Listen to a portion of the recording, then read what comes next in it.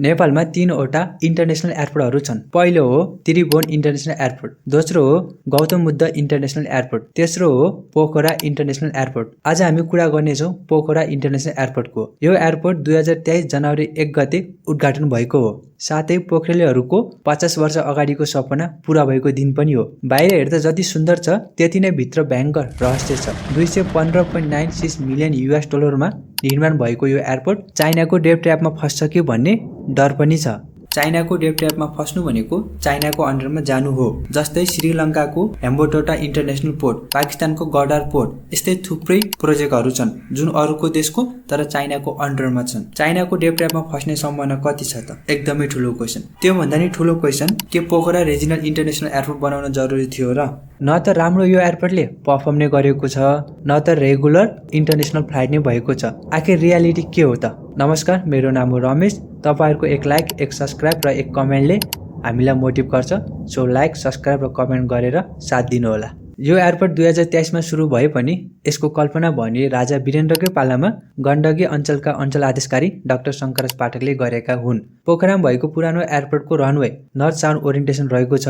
टाढा काँडा भएकाले ठुला ठुला प्लेन ल्यान्ड गराउन एकदमै गाह्रो हुन्छ। राजा वीरेन्द्रले डाक्टर शङ्करराज पाठकसँग पोखराको टुरिज्म प्रमोट गर्न के गर्नु पर्ला भनेर सोध्दा डाक्टर शङ्करराज पाठकले एयरपोर्टको सल्लाह दिएका थिए। 1971 मा एयरपोर्टको लागि site selection, detail engineering, plan र आइडियाको जिम्मा जर्मन इन्जिनियर फर्म DIWI लाई दिएको थियो। 1976 मा एयरपोर्टको लागि जग्गा अधिग्रहण गर्न थालियो। 1989 मा DIWI को मास्टर प्लानलाई जापान इन्टरनेसनल कोअपरेटिभ एजेन्सी जाइकाले रिभ्यू गरेको थियो। जाइकाले एयरपोर्टलाई 1995 देखि 2000 सम्म 40 मिलियन US डलरमा, 2001 देखि 2010 सम्म 45 मिलियन US डलरमा 2 फेजमा बनाउने प्लान गरेको थियो। त्यतिखेर नै देशभरि गणतन्त्रको लागि आन्दोलन सुरु भएको थियो। यता आन्दोलन सुरु, उता एयरपोर्ट बनाउने सपना खत्तम भयो। गणतन्त्रको स्थापना भएसँगै पुष्पकमल दाहाल प्रचण्ड प्रधानमन्त्री बन्छन्। फेरि एयरपोर्टको कुरा चलेको थियो। तर एकाएक राजनीतिक परिवर्तनका कारण 3 वटा प्रधानमन्त्री बदलिए। त्यही बेला नेपाल र इन्डिया बीच कमर्सियल फ्लाइट गराउन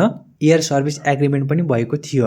राजनीतिक परिवर्तनका कारण बाबुराम भट्टराई प्रधानमन्त्री बन्छन्। उनको पालामा एयरपोर्टको प्रोजेक्टलाई राष्ट्रिय गौरवको आयोजनामा राख्छन्। त्यतिखेरका फाइनान्स मिनिस्टर वर्षमान पुनले यो एयरपोर्टको प्रोजेक्ट चाइनाको हातमा दिन एकदमै ठुलो भूमिका खेलेका थिए। उनले अनअफिसियली र सिक्रेटली चाइनाको CIMC कम्पनीलाई प्रोजेक्ट दिने भनेर MOU पनि साइन गरेका थिए। उनले बिड गर्ने समय पनि 10 दिन मात्र राखेका थिए। बिड भनेको बोली लाउने हो। कुनै पनि प्रोजेक्ट सुरु हुनुभन्दा अगाडि इन्ट्रेस्टेड कम्पनीहरूलाई बोली लाउन दिइन्छ। अख्तियारले वर्षमान पुनलाई स्पष्टीकरण माग्यो, तर वर्षमान पुनले सरकारले यो MOU खारेज गरिसक्यो भनेर भनिदिन्छन्। यतिखेरसम्म जग्गा अधिग्रहण गरेको करिब 35 वर्ष बितिसकेको थियो। त्यही रिस्कको जोखमा पोखरेली युवाहरूले 100 दिन लामो होमस्टे पनि गर्छन्, तर कुनै पनि सुरसार हुँदैन। यो वर्षमान पुनको कन्ट्रोभर्सी पछि फेरि क्यानले 2012 जुलाई 18 मा बिड ओपन गर्छ। एउटा इम्पोर्टेन्ट कुरा, सुरुमा एयरपोर्टको लागि लोन एसियन डेभलपमेन्ट ब्याङ्कसँग लिने भनिएको थियो। पछि एसियन डेभलपमेन्ट ब्याङ्कले एयरपोर्टले छिट्टै प्रफिट कमाउने सम्भावना नदेखेको भन्दै लोन दिनबाट पछि हटेको थियो। त्यसपछि चाइनाको एक्जिम ब्याङ्कबाट लोन लिने कुरा भएको हो। चाइनाको एक्जिम ब्याङ्कले लोन दिने भएपछि चाइनाको एक्जिम ब्याङ्कको लिस्टमा भएका कम्पनीहरूले मात्र बिड गर्न पाउने भनेर चाइनाले नयाँ कन्ट्रोभर्सी क्रिएट गरिदियो। करिब 22 वटा कम्पनीले बिड फर्म लिएका थिए भने 9 वटा कम्पनीले मात्र सबमिट गरे। 9 वटा मध्ये 6 वटा कम्पनी एक्जिम ब्याङ्कको लिस्टमै थिएन। लोएस्ट बिड चाहिँ चाइनाको CIMC कम्पनीको 305 मिलियन US डलरको थियो। अर्को बिड चाइनाकै सिनो हाइड्रो कम्पनीको 337.82 मिलियन US डलर थियो भने सबैभन्दा highest bid 349.28 million US dollar थियो। लोएस्ट बिड नै नेपाल सरकारको इस्टिमेट बजेट भन्दा 80% धेरै थियो। त्यही भएर नेपाल सहमत नै भएन। नेशनल प्लानिङ कमिसनका भाइस चेयरम्यान जगदीश चन्द्र पोखरेलका अनुसार एयरपोर्ट 132 मिलियन US डलरमा बनाउन सकिन्छ भनेका थिए, जबकि चाइनाले 260 मिलियन US डलर भन्दा बढीको कुरा गरेको थियो। जति पनि बजेट बढाएको थियो त्यो सबै दलालहरूले आफ्नो खल्ती भर्न खोजेको भनेका थिए। त्यसैगरी बुद्ध एयरका सिनियर एक्जिक्युटिभका अनुसार 6-7 बिलियन नेपाली रुपियाँ कमिसनका लागि मात्र छुट्याएको थियो। त्यति मात्र नभएर चाइनिज कन्ट्र्याक्टरहरूले लोन बढाइदिन समेत पनि रिक्वेस्ट गरेका थिए रे। पछि सरकारले नेगोसिएसन गर्न थालेसँगै एयरपोर्टको प्रोजेक्ट चाइनाको CIMC कम्पनीलाई दिने, एक्जिम ब्याङ्कबाट $217 मिलियन लोन लिने कुरा भएको थियो, तर साइन भने भएको थिएन, किनभने क्यानका जेनरल डाइरेक्टर रतीश चन्द्र लाल सुवेदी र क्यानका कर्मचारी युनियन पनि यो डिलसँग कम्फर्टेबल नै थिएनन्। यसको कारण हो क्यान अलरेडी लोनमा थियो। गौतम बुद्ध इन्टरनेसनल एयरपोर्टको निर्माणमा एसियन डेभलपमेन्ट ब्याङ्कसँग $37 मिलियन र ओपेक फन्डसँग $11 मिलियन 1.5 इन्ट्रेस्ट रेटमा लिएको लोन तिरिसकेको छैन। अझ यत्रो ठुलो लोन क्यानले धान्नै सक्दैन। त्यसपछि फेरि सुशील कोइरालाको सरकार आएसँगै क्यानले $215.96 मिलियन मा साइन गर्न रेडी थियो। फेरि चाइनाको एक्जिम ब्याङ्कले फेरि नयाँ कन्ट्रोभर्सी क्रिएट गरिहाल्यो। क्यानले एउटा स्क्रू अकाउन्ट बनाउनु पर्ने र देशभरका एयरपोर्टबाट कलेक्ट भएको रेभिन्यू त्यो अकाउन्टमा जम्मा गर्नुपर्ने भनेपछि फेरि क्यान साइन गर्न एग्री भएन।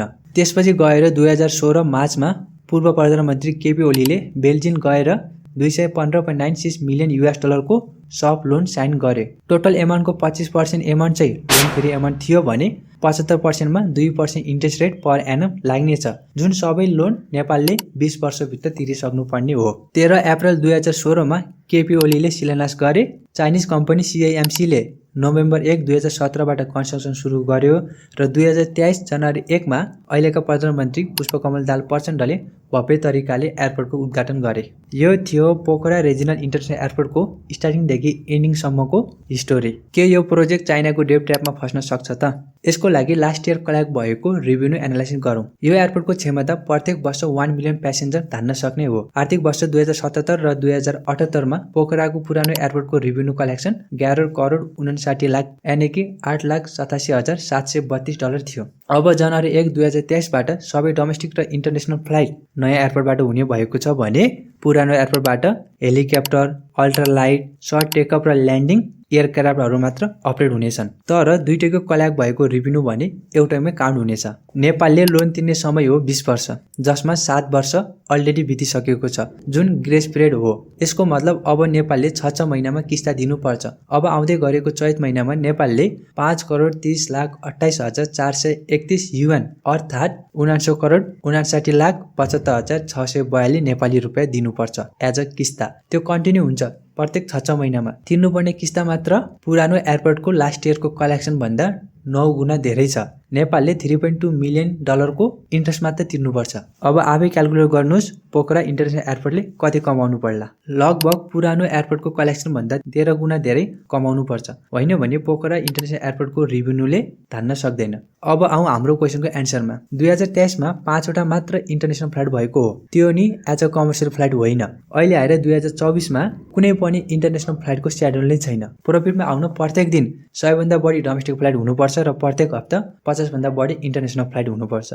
इन्डियाले एयर रोड नै दिएको छैन, त्यसले झन् चुनौती थपिदिएको छ।